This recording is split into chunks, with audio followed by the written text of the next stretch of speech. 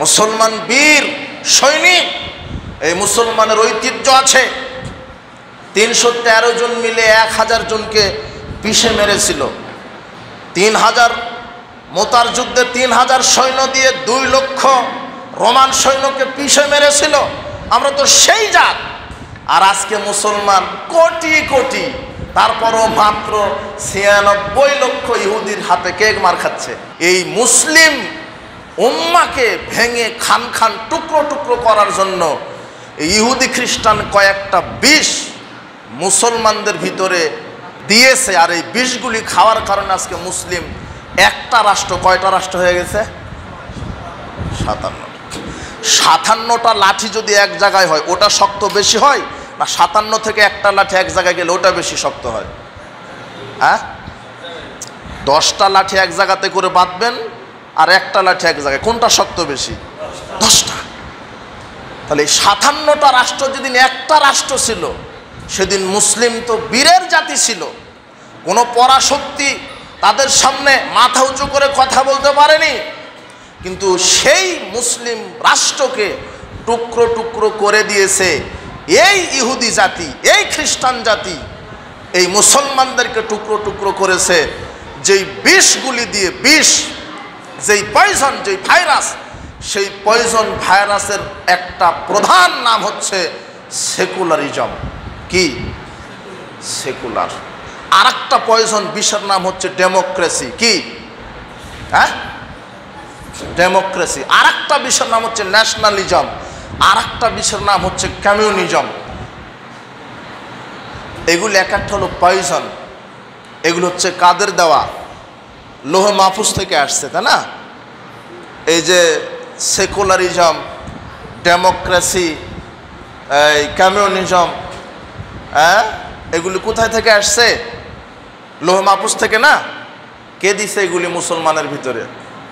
কে দিছে? এই ইহুদি খ্রিস্টানেরা।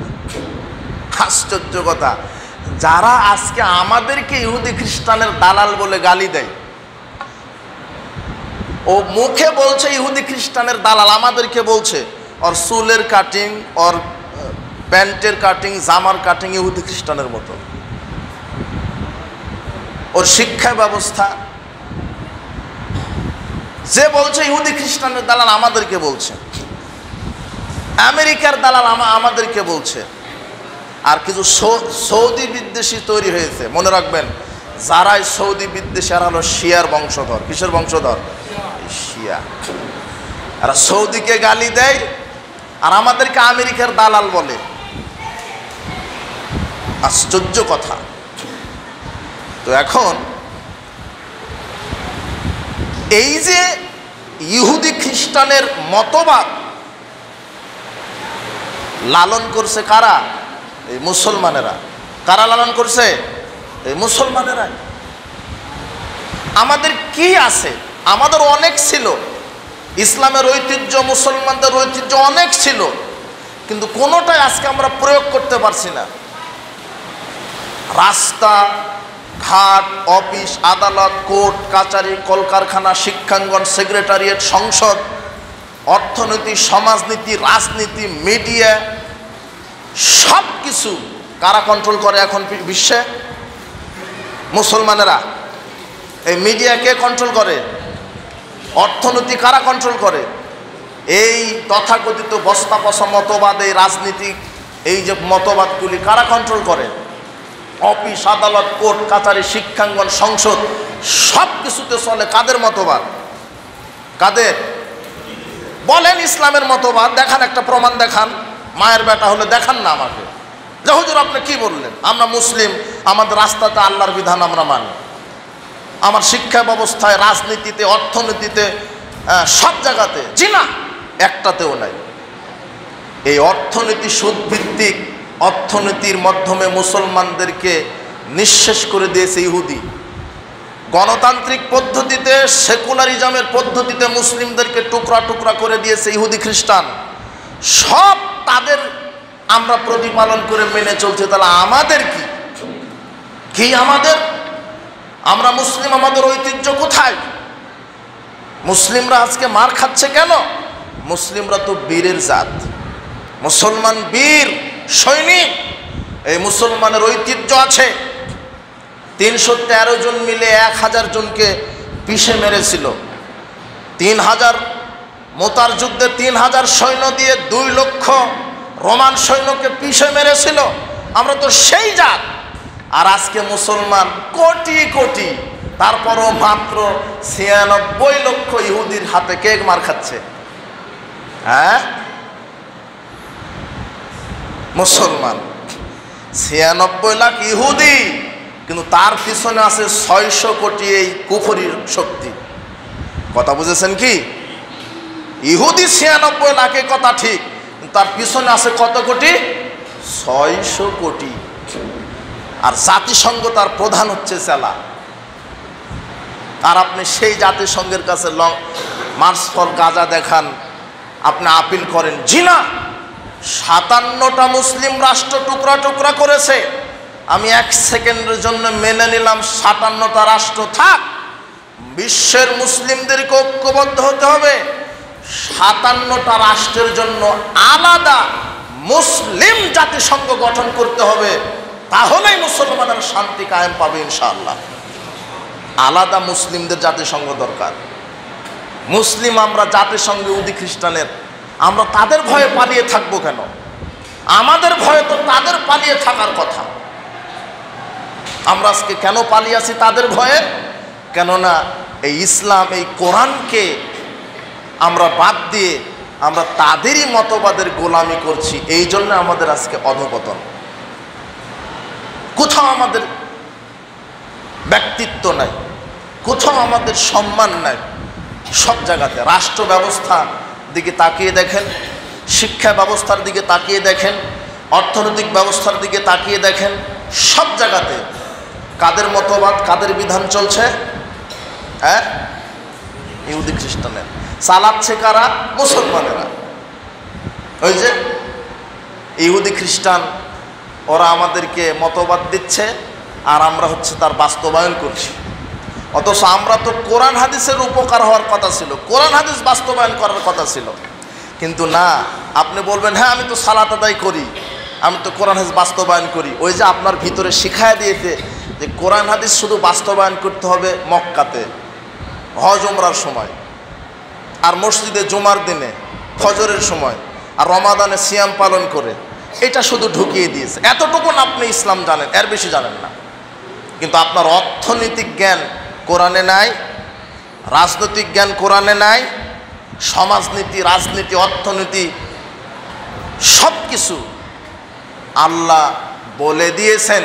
কিন্তু আমরা আজকে সেই কোরআন এবং হাদিসকে বাদ দিয়ে ইহুদি খ্রিস্টানের বস্তা পচা মতবাদগুলি মানতে গিয়ে তাদের গোলাম হয়ে বসে আছে। ঘটনা হয়েছে যে যার কাছে আপনি বিচার চাচ্ছেন সেই হলো 1 নম্বর বদ, 1 নম্বর সন্ত্রাস। কোথায় আপনি ফিলিস্তিনের মুসলিমদেরকে মেরে কচু কাটা করে দিচ্ছে ইসরায়েল। 1945 সালের পূর্বে ইসরায়েল নামক রাষ্ট্র পৃথিবীর মানচিত্রেই ছিল না। এটা জাতিসংঘ জানে না? জানে? জানে। জাতিসংঘ মানে কি বুঝেন? ও সারা পৃথিবীতে যারা দুর্দশাগ্রস্ত, যারা নির্যাতিত, যাদের অর্থ নাই, চিকিৎসার ব্যবস্থা নাই, এক কথায় জাতিসংঘ হচ্ছে দুনিয়াবি পালনকর্তার দায়িত্ব পালন করে, প্রতিপালকের দায়িত্ব পালন করে। কে? জাতিসংঘ। কারো কোনো বিপদ হলে কার কাছে আমরা অভিযোগ জানাই? জাতিসংঘের কাছে, তাই না? হ্যাঁ, জাতিসংঘ। এখন ফিলিস্তিনি মুসলিম ভাই বোনদেরকে কচু কাটা করছে, ঘর বাড়ি পুড়িয়ে দিচ্ছে এই ইসরায়েল সন্ত্রাসেরা, এই ইহুদি সাম্রাজ্যবাদীরা। তাদের মসজিদ ভেঙে দিচ্ছে, বাড়িঘর উড়িয়ে দিচ্ছে, শিশুদেরকে, নারীদেরকে হত্যা করছে, কচু কাটা করছে, ওখানে করছে। আর আমরা ওই ইসরায়েলের বিরুদ্ধাচারণ করছি। কিভাবে? ওই বাটা কোম্পানিতে জুতা চুরি করতে গিয়ে বলছে যে আমি এটা খাবো না। এই কি পানীয়, ওদের কি 2-1টা পণ্যের নাম বলেন তো? হ্যাঁ, কোকা কোলা, পেপসি, এই আর কি 2 দিন পতাকা দিয়ে শোডাউন দিল, লং কি মার্চ কি জানি করলো, মার্চ ফর গাজা। প্যালেস্টাইন বিজয় হয়ে গেছে, তাই না? বিজয় হয়ে যায়নি? বিজয় হয়ে গেছে না আরো নির্যাতন বাড়ছে?